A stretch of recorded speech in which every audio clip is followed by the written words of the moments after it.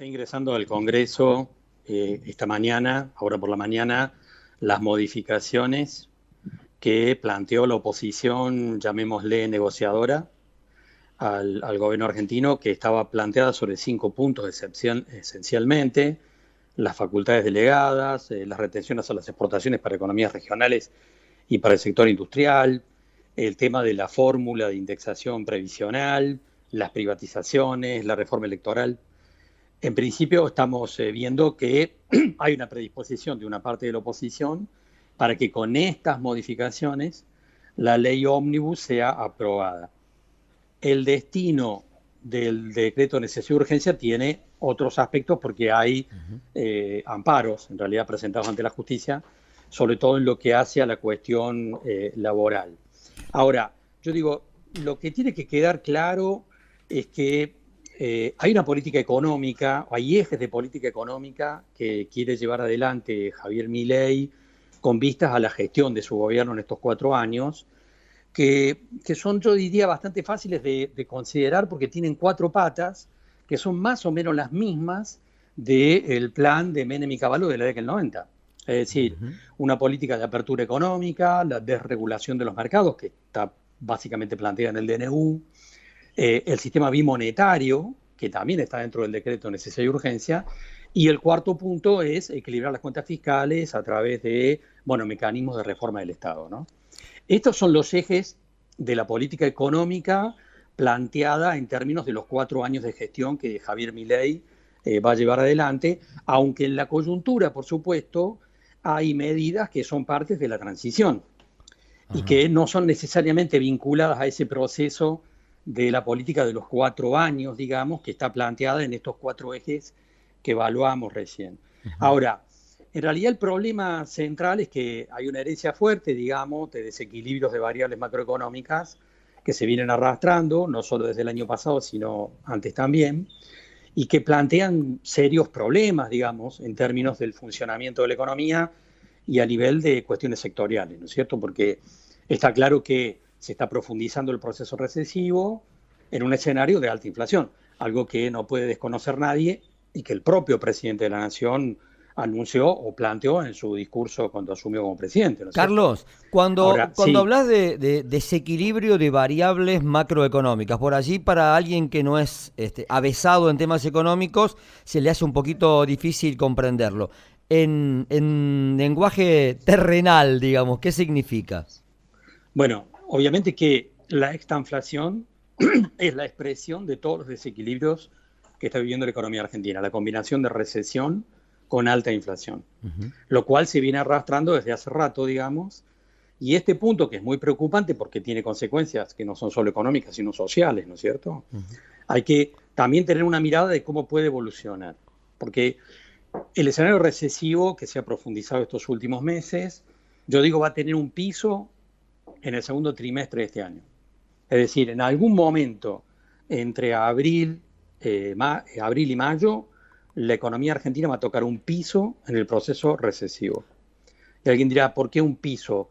¿Se va a empezar a recuperar después?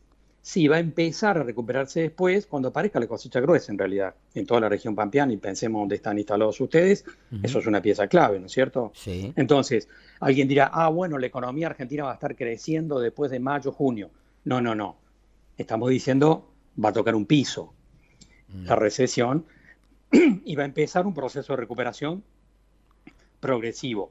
La economía argentina no va a crecer este año, simplemente va a empezar un proceso de recuperación y vamos a ver un piso en el proceso recesivo entre abril y mayo. Está bien, esos son O los sea que números. Sí. dentro de 2 meses, la situación va a ser peor que hoy, porque el piso va a estar recién entre abril y mayo. Ahora, Y eso combinado con una inflación que también es motivo de una fuerte preocupación, ¿no es cierto? Y en ese punto yo diría que todas las medidas de política económica que se tomaron en diciembre, devaluación, en realidad tratar de sacar de encima parte de los precios que venían pisados y la propia desregulación de la economía, puso a la inflación en diciembre en un 25% y yo digo es un techo. es un techo. Ese es el techo inflacionario. En enero vamos a ver una inflación que va a estar más cerca del 20%. Y si nos volvemos a hablar en abril, yo te diría que tal vez la inflación en abril pueda estar entre el 5, el 6 o el 7%. Ajá. E imagino que la inflación en octubre, en noviembre del año pasado, de este año, en octubre o noviembre, puede estabilizarse en torno al 2 o al 3% mensual. Ahora bien, Entonces, Carlos, ese es el pronóstico que uno puede tener, sí, discúlpame una sí. interrupción, por favor. Ese freno a la inflación, digo, el 5% es mucho, pero comparado con el Digamos, la palabra 25%, sería desaceleración. La inflación desaceleración, no se va a exacto. frenar. Los precios van a seguir subiendo. Porque esto es claro que quede, ¿no es cierto? No estamos diciendo que los precios van a empezar a bajar. No, no, Los precios van a seguir subiendo, van a subir solo que menos. a un ritmo menor que el que hemos visto en diciembre, ¿no es cierto? Eso por un lado, y por otro, por ejemplo, la cosecha que se espera sea una gran cosecha para este año. Muy buena, sin duda. Eso va a significar mejoras en los ingresos de la gente, digo, más allá de la gente directamente vinculada al campo. El empleado, el comerciante, significa que va a mejorar su situación diaria. En Justiniano Pose sí, Ujú. en Berazategui no. Es ¿Por qué? decir, el efecto multiplicador de los ingresos de la cosecha, obviamente que existe en localidades pequeñas y medianas del interior de la región pampeana, ¿no es cierto? Claramente sí. Sí. Ahora, no es un efecto generalizado y se va a visualizar mucho menos en los grandes centros urbanos, ¿está bien? Mucho Ujú. menos en los grandes centros urbanos. Cuando estamos hablando de la pérdida de poder adquisitivo de millones de personas, en realidad la recomposición de ese poder adquisitivo va a llevar mucho tiempo. La oposición Ahora, dice que va a ser más modelo... fácil de visualizar, va a ser más fácil de visualizar en localidades pequeñas y medianas. Es decir, el que tiene una estación de servicio en Justiniano Pose, en mayo, junio, julio, va a ver que se recupera parte de las ventas. El que tiene una estación de servicio en Santa Fe Capital no lo va a ver así, Claro. porque el La, componente de sus clientes es muy distinto que el de la estación de servicio de Pose, ¿no es cierto? Ujú. La oposición dice que este modelo de Milei apunta al cierre de fuentes laborales, a la baja de los ingresos, que vendría para quedarse. ¿Lo ves igual? Bueno, en realidad vamos a plantear esto. Todo proceso de apertura económica y de regulación de los mercados genera ganadores y perdedores. Ajá. Quien recorra la década del 90 sabe que eso va a ocurrir, ¿no es cierto? Sí. Como ocurrió en aquel momento. Esto es inevitable porque vos cuando abrís la economía y desregulás los mercados, te vas a encontrar con un proceso de mayor competencia que va a eliminar jugadores. Esto ocurrió en la década del 90 y va a volver a ocurrir a lo largo de este proceso que estamos iniciando. Eso va a ocurrir indefectiblemente, digamos. Ahora, en cada lugar del país va a mirar distinto el partido en términos de quiénes son los ganadores y los perdedores. Claro. Porque obviamente que en localidades con sectores urbanos muy grandes, con sectores industriales, mercados internistas, el impacto va a ser más negativo que positivo probablemente, mientras que en el sudeste de la provincia, cuando miro Montevideo, Justiniano Pose o Marco Juárez, probablemente la ecuación juega más en favor de los sectores que se van a posicionar mejor, ¿no es cierto? Eh, Ahora, aún dentro del sector agropecuario va a haber diferencias.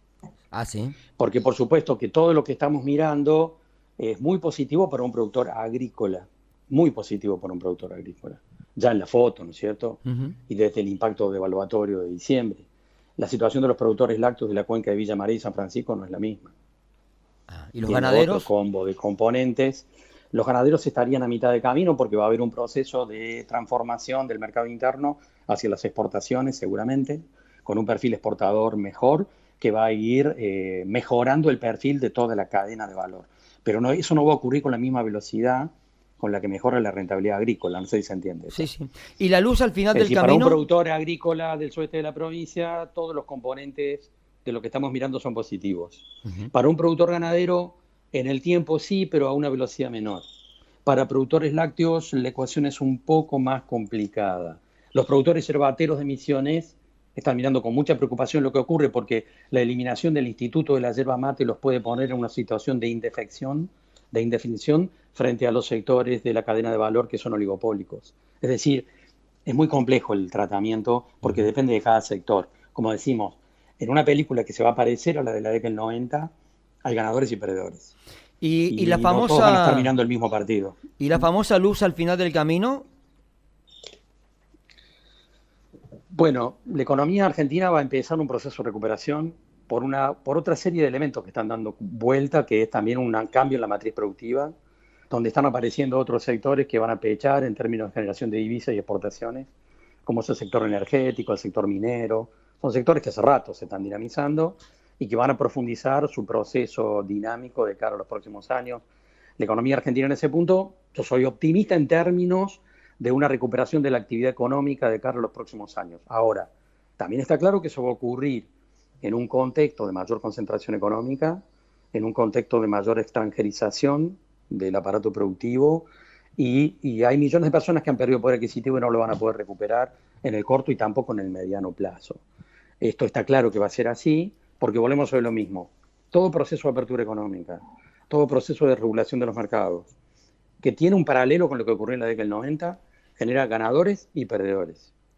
Ganadores y perdedores. Y cada región de la Argentina va a mirar el partido de una manera distinta y cada sector productivo también lo va a mirar de una manera distinta. Una última consulta. Hablabas recién de que uno de los cuatro ejes, una de las cuatro patas de este proyecto, este programa de Milei es el bimonetarismo. ¿Qué significa esto y Sí. qué consecuencias va a tener para la gente común? Bueno, es como ocurrió en la década del 90, esto está en el decreto de necesidad y urgencia, y es que el dólar y el peso van a circular de igual forma y de manera legal por la Argentina sin ninguna restricción. Y por lo tanto vos dentro de 2 meses vas a alquilar una casa en Pose o en Villa María y vas a hacer el contrato directamente en dólares. Como el sistema va a ser bimonetario, quien te pague te va a poder pagar en dólares o en pesos, porque la circulación va a ser indistinta. Eso es algo que ya ocurrió en la década del 90. Ujú. Y es lo que vamos a volver a tener, digamos, en base a cómo viene transcurriendo esto, y no creo que este cambio pueda ser mayormente discutido, porque las cuestiones que están discutidas o están en discusión dentro del decreto de necesidad y urgencia, las que han sido impugnadas o tienen recursos de amparo, están más vinculadas a la reforma laboral, Claro. no a los temas como están la situación del bimonetarismo. Alguien que está escuchando dirá, no, bueno, pero es un sistema bimonetario, pero Milei había prometido la dolarización de la economía. Eso obviamente no está en la agenda, al menos en el corto plazo, ¿no es cierto? Y el ministro Caputo, cuando le preguntaron por eso, dijo, no, no, no, está bien, el proyecto o la idea de dolarizar la economía argentina a lo Ecuador, digámoslo así, sigue estando en la agenda, pero dijo algo muy claro, dijo Caputo, pero es un punto de llegada, no un punto de partida. Ah.